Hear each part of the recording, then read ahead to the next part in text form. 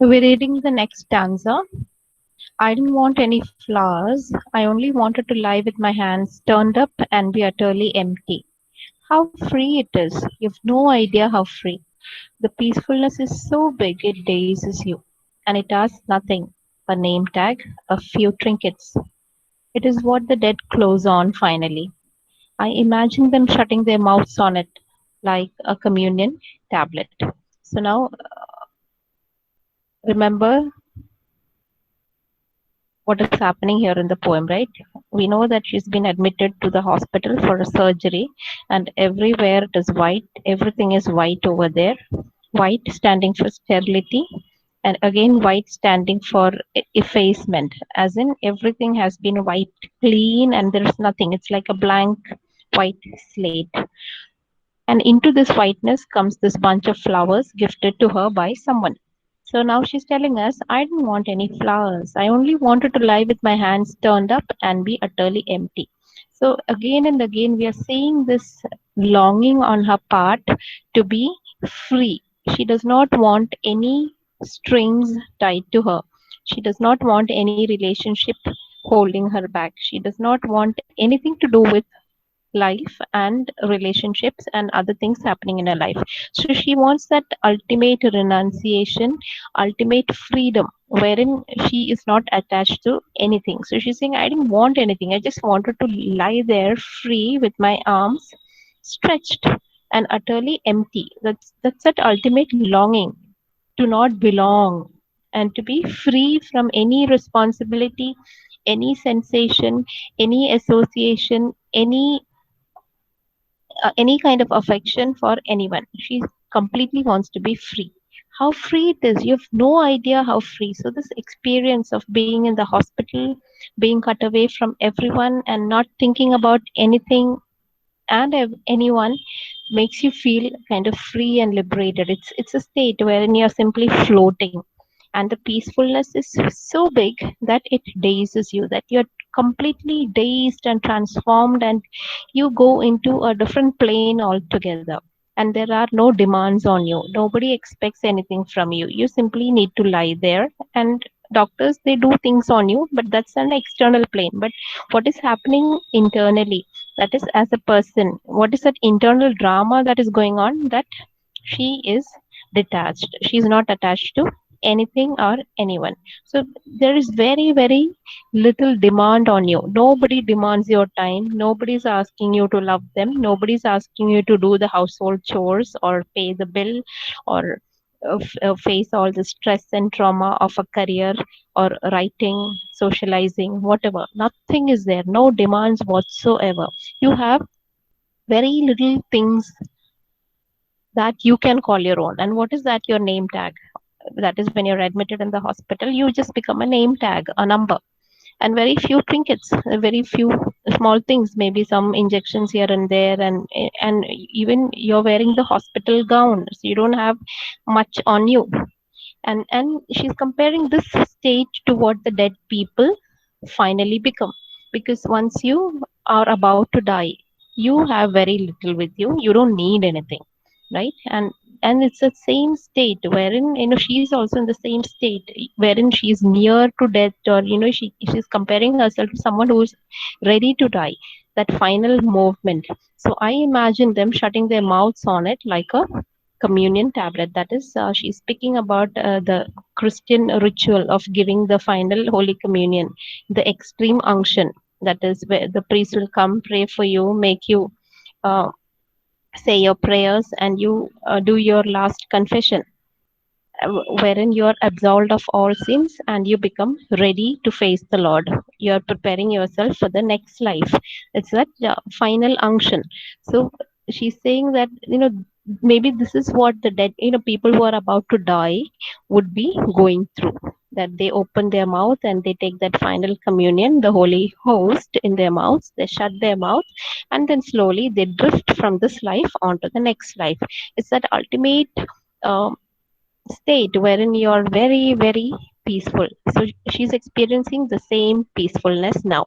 And into this peacefulness and into this detachment has come something disturbing her peace. And what is that? It's this bunch of red tulip flowers. So why does she find it very distracting and disturbing? That we can see in the next couple of lines. So what's wrong with the tulips? The tulips are too red in the first place. They hurt me. Even through the gift paper, I could hear them breathe lightly through their white swaddlings like an awful baby. Their redness talks to my wound, it corresponds. They are subtle, they seem to float, though they weigh me down, upsetting me with their sudden tongues and their color, a dozen red lead sinkers round my neck. So now tulips have arrived at the scene, which otherwise was very, very calm, white, and pristine, and she was feeling weightless as if she was floating and she was about to take off from the burdens and pains and troubles of this life. So into this world comes this bunch of tulips. And these tulips are a total stark contrast to the earlier situation. So first and foremost, what's wrong? The tulips are too red. They're so bright, they're so red. So they hurt me. The color is so bright that they hurt my eyes. They hurt the whole, everywhere it is white and calm. Now, into that comes this very, very gaudy red tulip colors. Colors can hurt us. That is, if you've seen very, very bright colors, your eyes kind of blink at them. So, like that, these tulips are hurting her. And even through the gift paper, I could hear them breathe. So there's so much of life and vivaciousness in these red flowers that I can sense, I can feel that these flowers are breathing. There's so much of life in these red flowers that it looks as if they are breathing, and they're breathing lightly through their white swaddling. So this bunch of flowers is compared to a baby swaddled in white clothes. So this bunch of flowers has arrived with white paper covered to them. You know how flowers are gift wrapped, right? So there are these white papers there. So now it looks like a baby with swaddling. Swaddling is that cloth with which we tie and cover very young babies. It's done for warmth, and it is also done so that they don't flap their arms and legs and hurt themselves. So in order to prevent that, babies are tightly wound with cloth. That's called a swaddling. So now the flowers look as if they've been swaddled by the white paper, and it looks like an awful baby. Little babies can be really awful. They can be crying and making a lot of noise. They can be noisy. So likewise, these flowers also looks like a baby making a lot of noise. So how can color make noise? Colors can, when we talk about colors in English language, we talk about colors that are very, very gaudy and very bright as loud colors. She loves wearing loud colors. Loud colors does not mean it is loud to the ears, but then it is very loud to the eyes. It's as if the colors are screaming at you.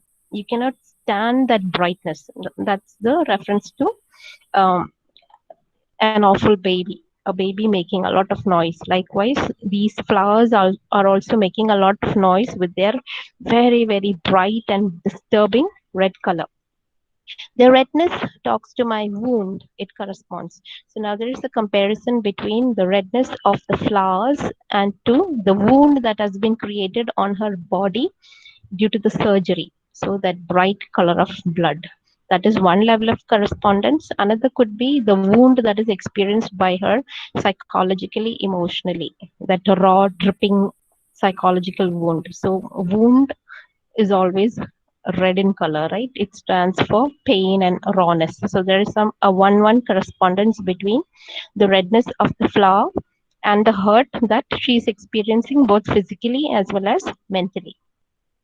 They're subtle, they seem to float, though they weigh me down. So now she's saying these flowers, they they are actually not very heavy. It's as if the flowers are also floating. It's just kept in a vase or something to her opposite side. So maybe they appear as if they're about to float. But then, though the flower is weightless, they weigh me down. They weigh me down with the redness, with that loud color. So till now, she was experiencing levitation, or you could say she was experiencing weightlessness, wherein she was feeling that she is about to take flight, wherein she has been freed from all associations. Even she doesn't own her body anymore. If you remember, in one of the previous stanzas, we had seen how she had even given up her body to the surgeon. So, with that complete surrender, she's about to take flight, and into this state of weightlessness comes this bunch of flowers, which is very red and seems to be very, very heavy. So, these flowers are weighing me down, they're putting me down with their weight, upsetting me with their sudden tongues and their color. A dozen red lead sinkers around my neck. So now these flowers have come into the scene and they're upsetting me with their bright color. And these flower petals, the tulip petals, they look like tongues, red tongues. How it's a terrible kind of an imagery, red tongues, scary tongues, and the color is so loud and so bright. And these flowers, they are like red lead sinkers around my neck. Sinkers are the things that you tie on something to sink anything in water. So these things, they are like these heavy metals that are tied to objects so that the object may sink into water. So now these flowers, they are having a negative, or you could say an opposite effect on me, because till now I was feeling as if I am floating. Now the weight of these flowers, the very presence of this bright color is weighing me down. It's as if uh, these sinkers, lead sinkers, are tied round my neck. Nobody watched me before. Now I am watched. The tulips turn to me, and the window behind me, where once a day the light slowly widens and slowly thins, and I see myself flat, ridiculous, a cut paper shadow between the eye of the sun and the eyes of the tulips. And I have no face. I've wanted to efface myself. The vivid tulips eat my oxygen. So now she has a problem with the tulips. We have already seen that. She's finding it terrible. The color is too much for her. So now another complaint is what nobody watched me before. She was all alone in that hospital room, lying in that bed, and nobody watched me before. But now I have people watching at me. And who are these people, or who are these eyes watching her? The tulip flowers. So this makes her very self-conscious. See, when you're alone in the room or when you're doing things on your own, you there is a level of comfort uh, that is quite good. But then when you feel others are watching you, you become self-conscious. So same state is being experienced by her. That till now nobody was watching over me. I was left to my own devices. I was enjoying my you could say loneliness, that lonesomeness, but now I am being watched. It looks as if the tulips are turning to me. The tulips are looking at me, and behind her, there is this window. So, behind earlier, what was the situation? There was this window still there, there's this window, and where once a day the light slowly widens and slowly thins. So through this window, the sunlight used to come into the room, so widening and thinning depending on the time of the day. So when it is morning, the sun, you have the sun rays widening, making the place bright, and by the time it becomes dark, the shadows they thin. That was the routine. And I see myself flat, ridiculous, a cut paper shadow between the eye of the sun and the eyes of the tulips. But now what has happened? I look like a cut paper shadow. I look like a shadow, and I am being watched by the eye of the sun and the eyes of the tulip. So on one side there's this window through which the sun looks at her, and other side of the wall, what is there? The tulips are there. So between the sun and the tulips, she is being watched. It's as if camera is on, wherein the eyes of the tulips and the eye of the sun both are staring at her, making her very, very uncomfortable. I have no face, and I have no face. I have wanted to efface myself. So she's saying, till now, what was her longing? She did not want to be anybody. again that desire for freedom, the desire to be freed from all kinds of associations. I have wanted to efface myself. Efface is to erase oneself. So again, that death wish, that is, I have always wanted to die, escape from all this, and be nobody and nothing, and not to be bothered by anyone or anything. That has been her desire. But now what is happening? She has audience, unwelcome, unwanted audience in the form of tulips, that are watching her. And then the vivid tulips eat my oxygen. So the very air in the room is being sucked by the tulips. When do someone or something eat up our oxygen? That is when we feel uncomfortable, wherein we cannot breathe nicely, comfortably. Whenever we are tensed, we don't breathe properly. So it's the same effect that these flowers have on her. So she feels as if the tulips are eating away her oxygen. She's not at all comfortable. Before they came, the air was calm enough, coming and going, breath by breath, without any fuss. Then the tulips filled it up like a loud noise. Now the air snags and eddies round them, the way a river snags and eddies round a sunken rust red engine. They concentrate my attention, that was happy, playing and resting without committing itself. So now, again, you have the picture of then and now, comparing and contrasting.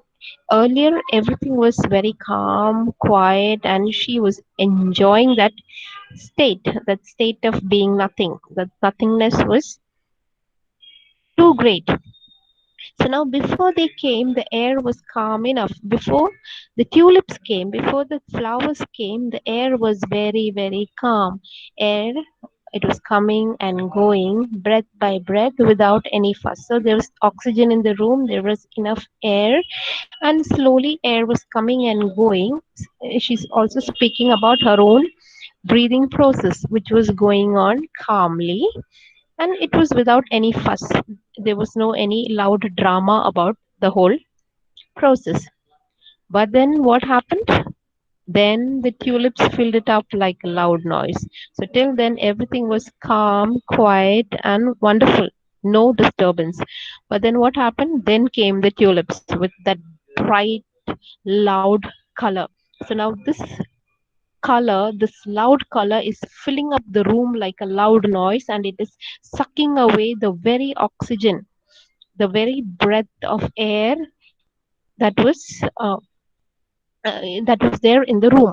So it is sucking up all the oxygen, and again it's like a loud noise in the room, jarring the calmness, the quietness that was there in the room.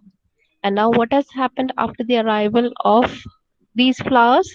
Now the air snags and eddies round them, the way a river snags and eddies round a sunken rust red engine. So, till now, air was floating very calmly, coming and going. But now, what has happened to the air in the room?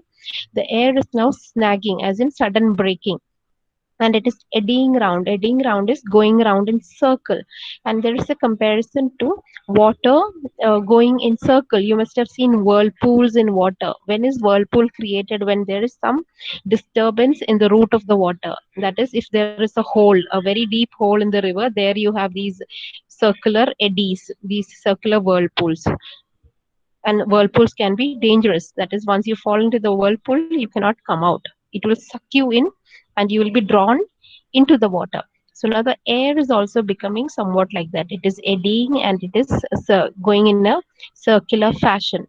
Circular fashion, like some sunken rust red engine. That is, if there is something, some kind of a red engine or something inside the water that is flowing above that, when it reaches that particular spot, it will kind of circulate around that engine, thereby creating a whirlpool on the surface. So whenever you look at a whirlpool, be sure that there is something beneath that. Either there is some kind of an obstacle, or maybe there is a huge hole, a dark hole kind of a thing, which will draw you in. So the air in the room has become like that. Till then, everything was very calm and quiet. They concentrate my attention, that was happy, playing and resting without committing itself. Now, what is happening to her? attention, it is being concentrated by the red flowers. So I don't want to look at it, but then I end up looking at these flowers and my attention is turning towards that. And my attention was happy. Look at the past tense. I was very happy. I didn't have to concentrate on anything. My attention was happy, playing and resting without committing itself. So I was a free bird. My soul, my thought, my internal mind, everything was happy, playing and resting. So her thoughts were coming and going, that mental thing. There was no commitment anywhere. But now the flowers have arrived. They are taking away my attention, and because of which now I have to be committed. So the flowers are demanding commitment. It is so bright and it is so loud and arresting that though I don't want to, I end up looking at the flowers. That is, the more you don't want to look at something, you end up looking at something. So the same has happened because of the presence of these flowers in the hospital room. So from no commitment, now she's being forced into commitment, which she does not want to give. The walls also seem to be warming themselves. The tulips should be behind bars like dangerous animals. They are opening like the mouth of some great African cat, and I'm aware of my heart. It opens and closes, its bowl of red blooms out of sheer love of me. The water I taste is warm and salt, like the sea, and comes from a country far away as hell. So she's again very uncomfortable. So the whole surrounding, the whole room, the whole atmosphere in which she is in is now changing because of the arrival of these red tulips. So the walls are also becoming warm.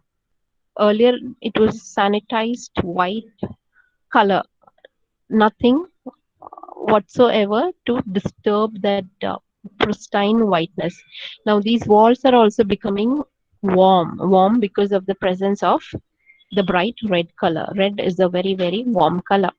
So now she's saying these tulips are so dangerous. They should be put in prison like dangerous animals because they look very threatening. They look very dangerous. And they are opening like the mouth of some great African cat. So a reference to lions. So these flowers are so threatening that they are like these wild lions, very scary. And what do you do when you have these animals? These animals are caught and they're put behind bars. So the same thing should be done to the flowers also. And I'm aware of my heart. So now she's talking about her heart. Her heart is opening and closing. That is, the heart is beating, opening and closing. And in the heart also, what is there? It's bowl of red blooms out of sheer love of me. So that heart is pumping that red colored blood. The heart is pumping. Why is it pumping? Because it loves me. The heart is loving me. That's why I am alive. The moment heart stops loving you, the heart will stop. You have a cardiac arrest or something, that would be the end of you. That is the moment the heart stops loving you. But now the heart is continuing loving me, and it's because of this love that it is opening and closing. That is, the heartbeat is going on. And the water I taste is warm and salt like the sea, and comes from a country far away as health. So on one side, she's speaking about this sterility, this nothingness, this vast freedom that was there in the hospital. And with the arrival of the tulips, you have the other side. The other side, as in the tulip, signifies life, vitality, virility, blood, promise, energy, all that the whiteness is not. The whiteness of the hospital is not. And it also signifies heaviness. Heaviness, as in the reality, the heaviness of experiencing real life. So now it's kind of a pull and push between these two imageries. The whiteness on one hand and her desire to lose herself, that self effacement. And on the other hand, you have the redness as represented by tulips that stands for life, vitality, presence, weight, and that is pulling her towards life. But then she's not very comfortable with that. All through the poem, we find a sense of urgency, a sense of escapism. She does not want any commitment. She doesn't want to commit herself to anything or anyone. She just wants to leave everything and be free and get away from all the hassles, all the chains, all the tugs of life. That ultimate liberation, that death wish she wants to efface. She wants to kind of become vapor, become weightless, and fly off and just go from all this. But then she's being pulled back now by the presence of the red flowers. These red flowers, it comes like a loud noise into the quietness of the hospital room. So it is pulling her back, though she wants to get away from there. So this can be seen as a drama. Drama, as in the external world, you have these doctors coming and going, taking care of her. The operation has happened or going to happen, and on the other hand, there's this drama going on in her mind. And in the mind, how was it in the beginning, wherein she had just left herself to float and become free, one after the other, freeing herself from all kinds of associations, all kinds of bondages, all kinds of memories, responsibilities, commitments, and she just wants to not be. And into this nothingness, the state of not wanting anything, comes these flowers. These flowers come as a reminder, like a big bang, a loud noise that is pulling her back into the real world, into the world which is full of pain, but at the same time full of life and full of possibilities. Painful as it is. Life means pain, but then to live that, you need to have some kind of determination, some kind of commitment. So the poem, it ends on a very ambivalent note. There is positivity, though she's speaking about death, everything, but in the final, she does not really commit herself to life and health. But then she says that I'm being called, and this call is coming from a country far away as health. So maybe there is a movement towards health, a movement towards acceptance and being happy with life.